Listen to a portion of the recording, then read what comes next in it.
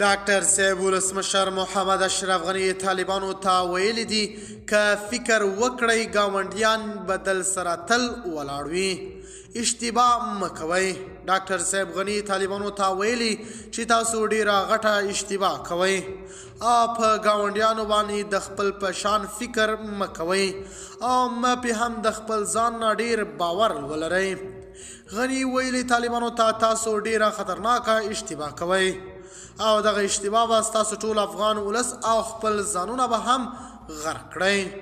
ډاکټر صاحب غني تازه طالبانو ته یوه ښکلې مشوره ورکړې ده او طالبانو ته یې تازه او مهم پیغام هم رالیږلی دی.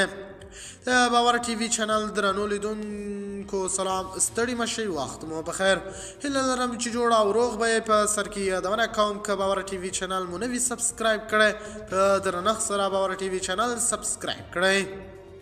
ولسمشر محمد اشرف غني د ژوند لاره پروګرامونو په لړ کې طالب واکمنان ته په اشاره پرته له دې چې د هغه نوم واخلي وایي د تقسیم په طرحه هیڅوک مخې ته نشي تللی.